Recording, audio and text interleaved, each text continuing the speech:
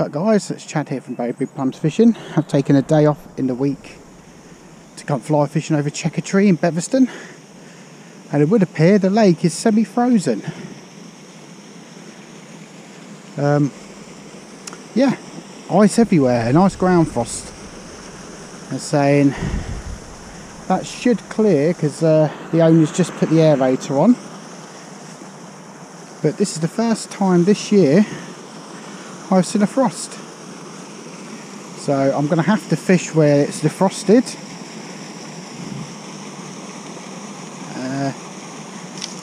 So we've got a floating line,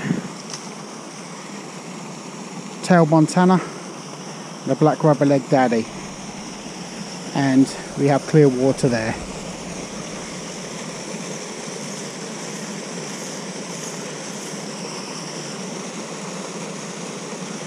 Could be quite interesting.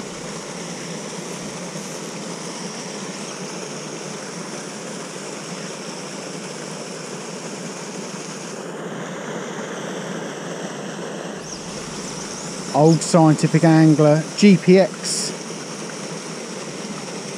taper fly line. You can't buy it anymore. It's been replaced by the MPX.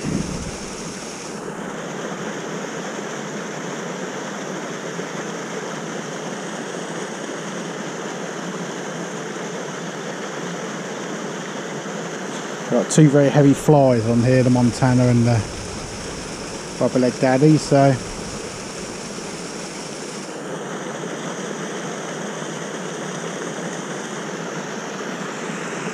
there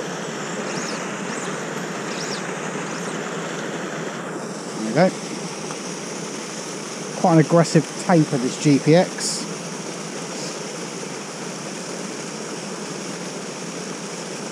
God, it's cold today, guys. It's nice and quick on the black rubber leg daddy. Right, I need to get my net before the fish goes under the ice. Oh, there we go. Oh, tight line because I'm on a barbless hook. So it's a bit precarious there, guys, because I need to make sure that the fish doesn't go under the ice. Side strain. Oh, tip your rod in the water is what I was always told.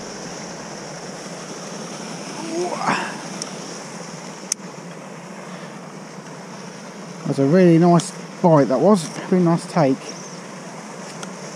Oh, sorry, pointing the wrong way. That was a really nice take. That was. Black rubber leg daddy. There you have it.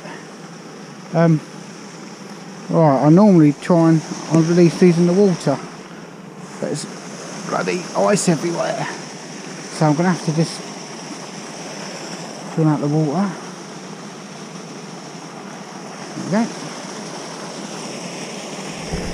There you go, guys, lovely fish. Straight back in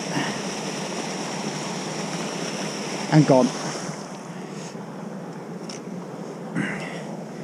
Oh. There you have it, folks.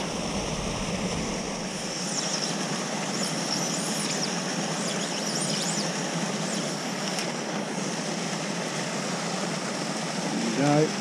The aerator's starting to work. I'm going to clear some of this water. Might just be worth my while. It is starting to clear.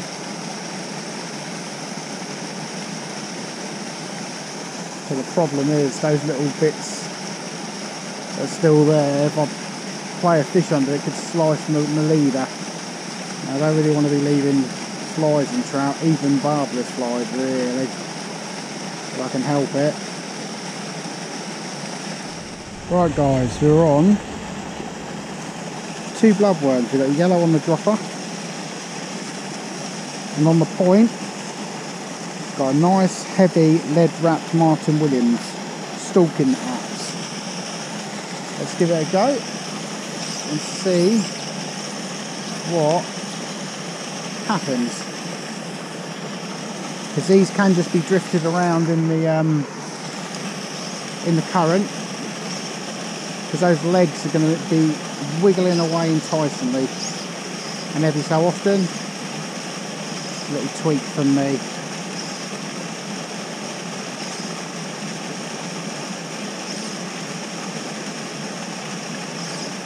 But it's important to let the apps just drop naturally, with their little legs going.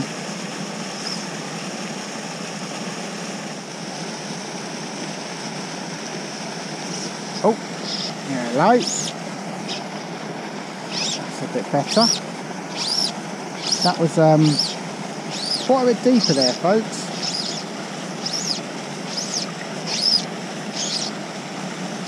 It's on the the deep lead wrapped bloodworm.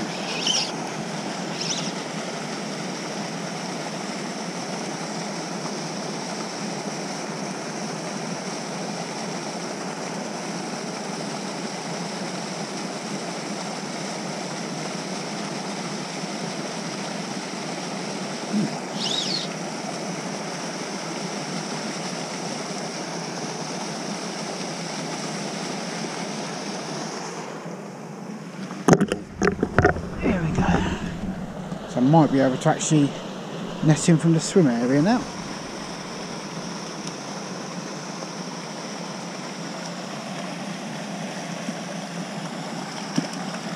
Oh, there we go.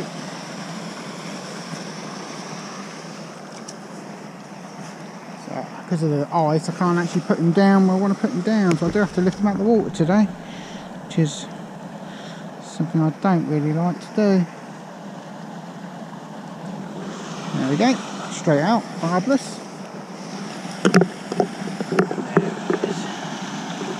There he goes.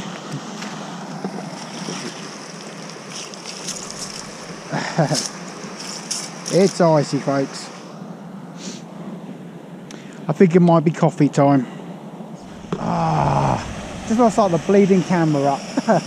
Seems to be, guys, when I fire it right out and leave it to settle for like 30 seconds and let it go, I seem to be bumping into fish, but I have to really leave that to get to a deeper point in the lake.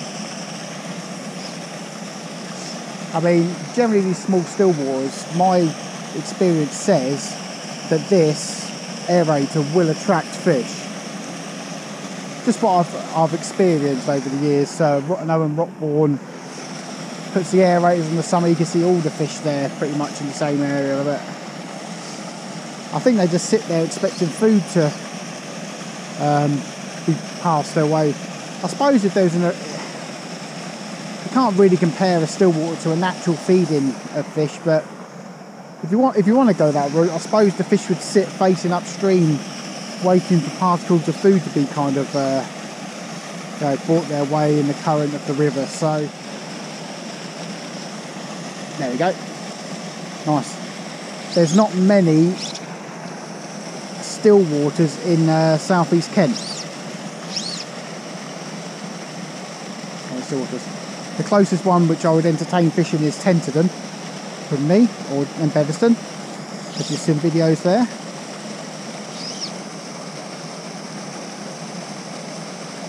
But you're sort of talking West Kent really when you start talking about your Spring Hills and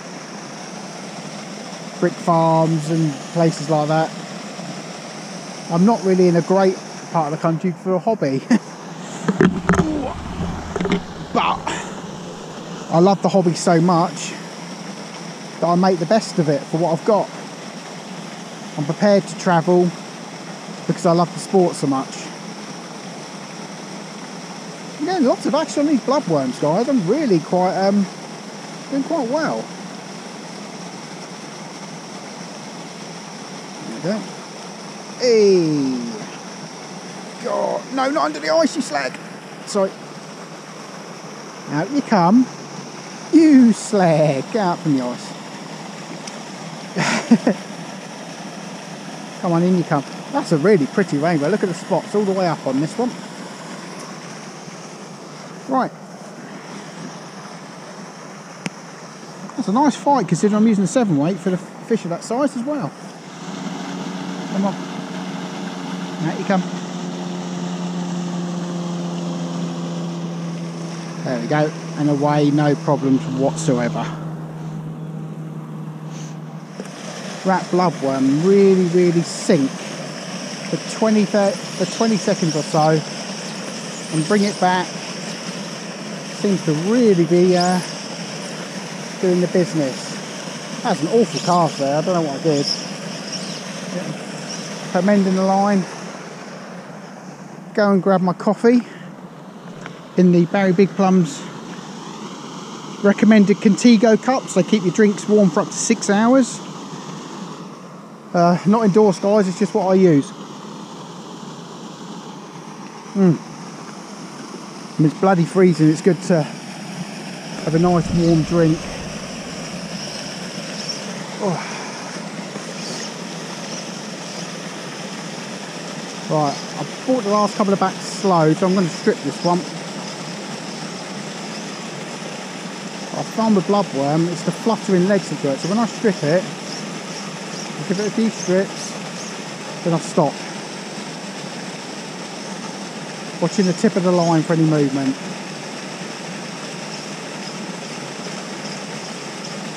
Leave it.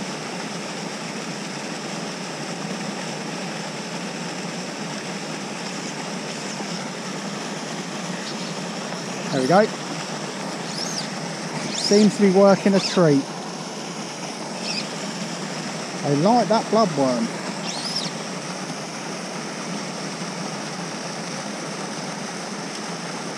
Definitely like that bloodworm.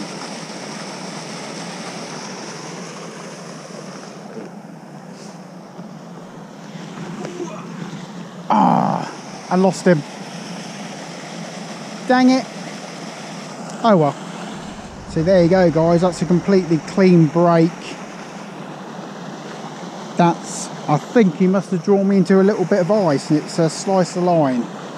So luckily I do use barbless, as you're meant to when you catch and release. So that fish will spit that fly out probably in the next few minutes because it's got no barb on it. But that's one of the perils of ice, guys. It can slice the line occasionally. Nice long cast.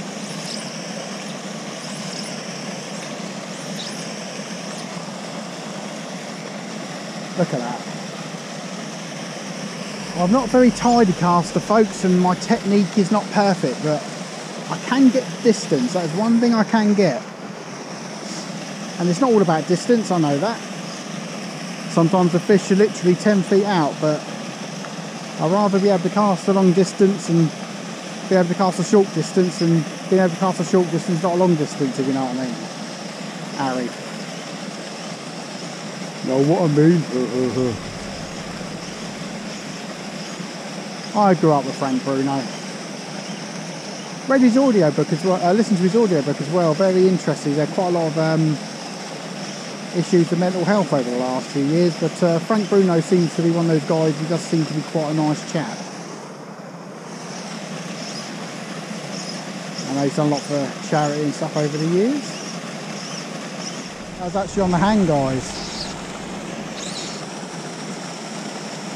Actually on the hang.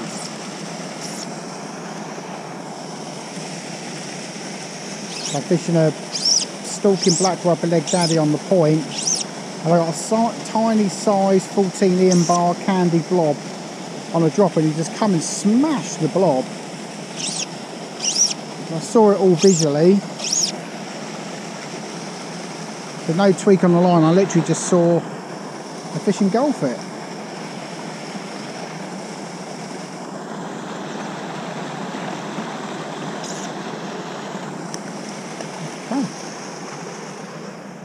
Being catch and release, I do like to get my fish in a little bit quicker, so I do play them a bit hard.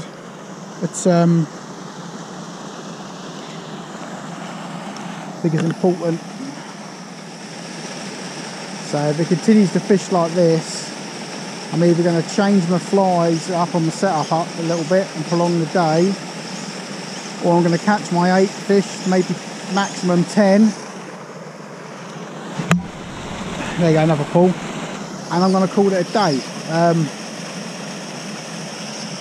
I said before, I don't like to take a liberty with these catch and release waters, because I personally really appreciate being able to do catch and release fishing for trout, because it's not particularly common.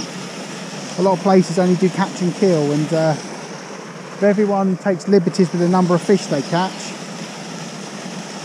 then it's obviously ruins it for everyone else. So depending on the rules of the venue, I think sort of anything from 6 fish up to maybe 10, depending on the water, is probably fair on a catch and release ticket. And I balance that along the lines of saying, I'm having a particularly good morning here, but I've been to the venue and I've struggled to catch 1 fish. But that is fishing. Well, it's called fishing and not catching, right? Hey! So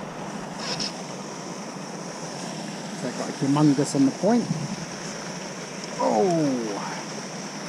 Away you come from that ice, Mr. Trout.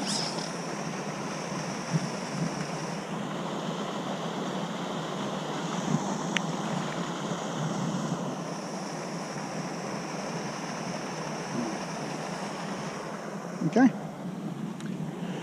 Ooh, whoa, where'd you get the net? Bad move.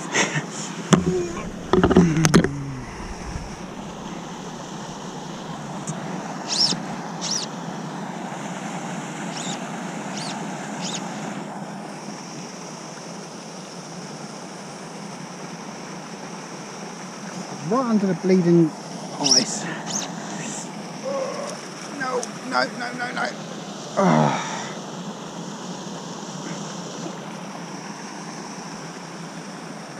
So always put your rod tip in the water if it comes to it, folks. Right, Mr. or Mrs. or Triploid, whatever you are. There we go, he's out.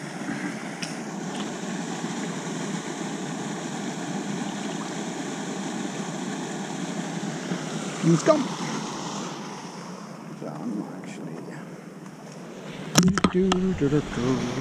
Because it is literally just going to be a fleeting go before I call it a day.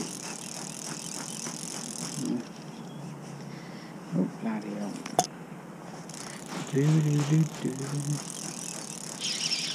Don't worry about a thing. Chant from Bad Drums fishing. Gonna do right.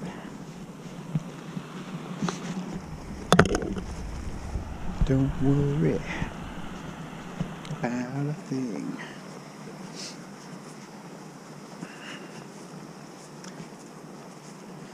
Gonna catch an apple fish. I'm gonna go home. So yeah, Chris, the fishery owner, has put some big browns in here, up to £8 over the last few weeks. But as you know, with browns, they quite often stay ages in the fishery before anyone actually catches them, especially if they're in here over a couple of weeks. There's a good chance I won't get caught for ages. Okay. Unexpected last take. I was on that I'm going to have one more cast and go home phase of my fishing trip, and I get a take. Wonderful. We're on the olive apps worm.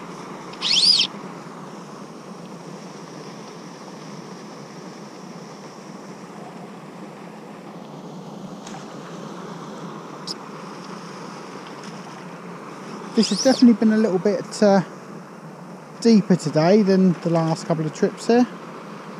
A frost to do that. A frost will do that. There we go. Apps bloodworm, folks.